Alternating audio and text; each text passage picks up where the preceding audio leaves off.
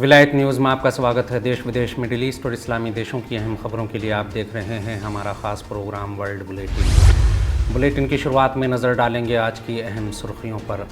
गज़ा में इसराइल के हमलों में मरने वालों की तादाद 15 हुई, ज़्यादातर बच्चे और महिलाएं।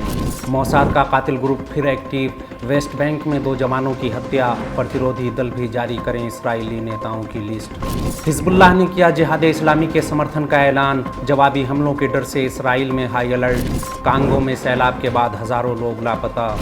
ईरान के विदेश मंत्री हुसैन अमीर अब्दुल्लाहियान रूस यात्रा पर मास्को पहुंचे। इमरान खान की गिरफ्तारी पर हाईकोर्ट ने लगाई मोहर, सेना मुख्यालय में घुसे प्रदर्शनकारी, एक की मौत। सऊदी अरब और सीरिया के बीच डिप्लोमेटिक कामकाज शुरू। इसराइल की धमकी, हमास ने इसराइल पर जवाबी कार्रवाई में हिस्सा लिया तो याह्या सिनवार को बनाएंगे निशाना। ईरान पर पाबंदियों के बावजूद ऑयल टैंकर्स को रोकने की इजाज़त नहीं दे रही बाइडेन सरकार। फिलिस्तीन के जवाबी हमलों के डर से गज़ा के आसपास के शहरों से ज़ायोनियों का भागना शुरू। हिजबुल्लाह और सऊदी अरब के बीच बातचीत शुरू। अरब लीग और इस्लामी सहयोग परिषद इसराइल के जुनून पर लगाम लगाएं। अब खबर तफसील से। इसराइल का कातिल ग्रुप एक बार फिर एक्टिव, मोसाद के निशाने पर हैं हसन नसरुल्लाह। ज़ायोनी सेना और इसराइल की बदनाम ज़माना खुफिया एजेंसी मोसाद ने एक बार फिर अरब जगत के नेताओं और प्रतिरोधी दलों के कमांडरों की टारगेट किलिंग की मुहिम शुरू कर दी है। कल ही ज़ायोनी सेना ने 40 युद्धक विमानों की मदद से गज़ा, रफ़ा और खान यूनुस में कई रिहायशी इमारतों पर हमले करते हुए 15 लोगों को मार डाला, जिसमें फ़िलिस्तीन के 3 सैन्य कमांडरों समेत बाकी बच्चे और महिलाएं शामिल थीं। इसराइल के समाचार पत्र यदीऊत अहारोनोत ने इस बारे में रिपोर्ट देते हुए कहा कि ज़ायोनी सेना ने जिहाद इस्लामी फ़िलिस्तीन के कमांडरों को निशाना बनाते हुए ये हमले किए और इसमें जिहाद इस्लामी के 3 कमांडर मारे भी गए। फ़िलिस्तीनी मीडिया ने भी सराया अल कुद्स के कमांडरों के मारे जाने की बात कही। बता दें कि ज़ायोनी शासन ने ऐलान किया था कि वो इसराइल के गठन की वर्षगांठ के बाद टारगेट किलिंग की मुहिम को फिर से शुरू करेगा, चाहे इसके जितने भी गंभीर परिणाम क्यों ना हों। वो इलाके में तनाव बढ़ने की कीमत पर भी इस योजना से पीछे नहीं हटेगा। मकबूजा फ़िलिस्तीन के चैनल 12 ने रिपोर्ट देते हुए कहा था कि ज़ायोनी सेना ने फ़िलिस्तीनी नेताओं की हत्या की मुहिम को फिर से शुरू करने का फैसला किया, फिर चाहे इसके जो भी नतीजे हों, और ये काम सैन्य प्रतिरोध को संतुलित करने के मकसद से किया जाएगा।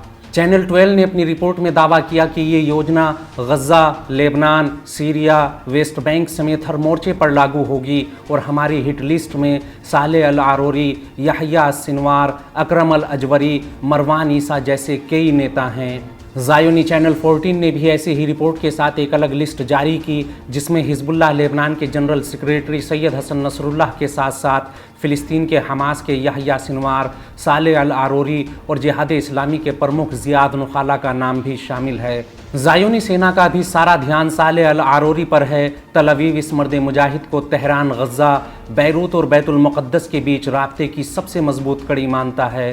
तल अवीव का मानना है कि लेबनान में फ़िलिस्तीनी प्रतिरोधी बलों को मजबूत करने और इसराइल पर जवाबी मिसाइल हमलों के असली जिम्मेदार वही हैं। ज़ायोनी आर्मी इंटेलिजेंस के पूर्व प्रमुख आमोस यादलीन ने याह्या सिनवार और साले अल आरोरी के बारे में बात करते हुए कहा कि पिछले साल इसराइल के खिलाफ वेस्ट बैंक, गज़ा और कुद्स में जो भी संघर्ष हुआ उसमें इन दोनों की सबसे अहम भूमिका थी। गज़ा और लेबनान से इसराइल पर जितने भी मिसाइल दागे गए, सबका रिमोट कंट्रोल इन दोनों के हाथ में था। अपने मुखालिफों की हत्या, आम लोगों का कत्लेआम इसराइल के लिए कोई नई बात नहीं। रक्षा मामलों में इसराइल के वरिष्ठ पत्रकार रोनेन बर्गमैन ने अपनी किताब राइज एंड किल फर्स्ट में खुलासा करते हुए कहा था कि ब्राज़ील से लेकर साउथ ईस्ट एशिया में मलेशिया तक इसराइल ने कम से कम 2700 आतंकी कार्रवाइयाँ करते हुए हज़ारों लोगों की जान ली। इसराइल को बेगुनाह लोगों का खून बहाने की आदत है। अमेरिका से आंख बंद करके मिलने वाली मदद और दूसरे देशों की ओर से जवाबी कार्रवाई ना होने के कारण उसके हौसले बढ़े हुए हैं। मुस्लिम नेताओं और साइंटिस्टों की हिफाजत बढ़ा देना इसका इलाज है, ना ही कोई राह हल। इसका एकमात्र इलाज है बराबर की कार्रवाई और मुंह तोड़ जवाब। इसराइल को तभी रोका जा सकता है जब ज़ायोनी हलकों में उसी जैसी जवाबी कार्रवाई का डर बिठाया जाए, और इसकी ताज़ा मिसाल कुछ महीनों पहले तक ही समंदरों में चला टैंकर वॉर है। ईरान ने इस मैदान में इसराइल के टैंकर वॉर के जवाब में कड़ी कार्रवाई करते हुए दुश्मन खैमे में खौफ फैला दिया। वो चाहे अमेरिका के ड्रोन मार गिराना हो या ब्रिटेन और अमेरिकन नेवी के जवानों को बंदी बनाते हुए दुनिया भर के सामने उनकी अपमानजनक हालत की वीडियो जारी करना, या फिर ईरानी नौसेना के खिलाफ पश्चिमी दुनिया की धमकियों का मुंह तोड़ जवाब। ईरान की कड़ी जवाबी कार्रवाई का ही नतीजा है कि ईरान की कश्तियों पर पाबंदी के बावजूद भी खुद अमेरिकी सरकार ईरानी ऑयल टैंकर्स को रोकने की इजाज़त नहीं दे पा रही। इसराइल की टारगेट किलिंग के जवाब में कुछ मिसाइल हमले ज़ायोनी देश की सुरक्षा की धज्जियां तो उड़ा देंगे, लेकिन आंतरिक संकट और खाना जंगी के हालात में फंसे इसराइल में नेतन्याहू का गुट इससे राजनीतिक लाभ उठा ले जाएगा, जबकि टारगेट किलिंग के जवाब में टारगेटेड हमलों का नेतन्याहू के विरोधियों की ओर से भी स्वागत किया जा सकता है। मुमकिन है कि प्रतिरोधी दलों की ऐसी कार्रवाई से जंग के शोले एकदम भड़क जाएं, लेकिन आने वाले वक्त में यही कार्रवाई अमन और सुकून लाएगी। जब जब ज़ायोनी हलकों में टारगेट किलिंग की योजना बनेगी, तब तब उनके जहनों में एक तस्वीर सबसे पहले उभरेगी, और वो ये कि किसी विरोधी की टारगेट किलिंग के साथ ही किसी एक ज़ायोनी नेता या उसी रैंक के कमांडर को भी जवाबी कार्रवाई में जान से हाथ धोना पड़ेगा। अगली खबर मिडिल ईस्ट के तेज़ी से बदलते हालात और हिजबुल्लाह के साथ सऊदी अरब की बातचीत के बारे में है। हिजबुल्लाह और सऊदी अरब के बीच वार्ता जारी, अमेरिका हुआ बेबस, इसराइल का घेरा तंग। मिडिल ईस्ट के तेज़ी से बदलते हालात और अरब लीग में अमेरिका के कड़े विरोध के बावजूद सीरिया की पूरी शान के साथ वापसी ने इस इलाके के सभी समीकरण बिगाड़ कर रख दिए। राष्ट्रपति चयन को लेकर पिछले काफ़ी समय से राजनीतिक गतिरोध का सामना कर रहे लेबनान को लेकर भी इन बदलते समीकरणों के बीच अच्छी खबर आ रही है। ज़ायोनी समाचार पत्र मारीव ने दावा करते हुए कहा है कि आले सऊद ईरान से रिश्ते मजबूत कर रहे हैं और अब वो लेबनान में राष्ट्रपति चुनाव के लिए हिजबुल्लाह के साथ भी बातचीत कर रहे हैं। सऊदी अरब ने सीरिया से भी अपने रिश्ते बहाल करते हुए अब दमिश्क और दूसरे अरब देशों के रिश्तों को सुधारने का बीड़ा उठाया है।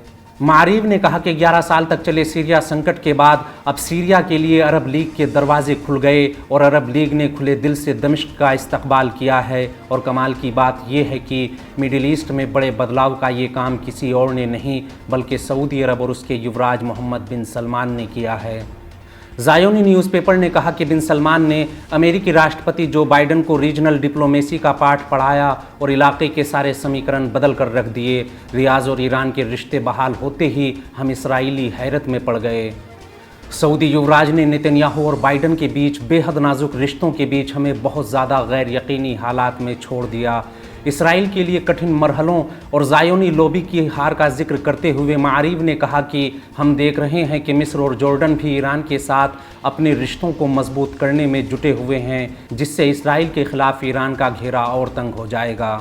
हिजबुल्लाह, हमास, गज़ा और अब वेस्ट बैंक की ओर से भी हमारे लिए ख़तरा बढ़ता ही जा रहा है। ज़ायोनी समाचार पत्र ने दावा करते हुए कहा कि हालांकि सऊदी अरब दमिश्क में ईरान के प्रभाव को कम करने की कोशिशों में है, लेकिन सीरिया अरब लीग में भी अपनी हालिया नीतियों पर अडिग रहेगा। ऐसे में इसराइल के लिए हालात बेहद कठिन होने वाले हैं। हमें बैठकर सोचना होगा और तेज़ी से बदलते हालात का मुकाबला करने के लिए कुछ अलग करना होगा। आज के बुलेटिन में फ़िलहाल इतना ही। देश विदेश, मिडिल ईस्ट और इस्लामी देशों के हालात जानने के लिए विलायत न्यूज़ से जुड़े रहिए।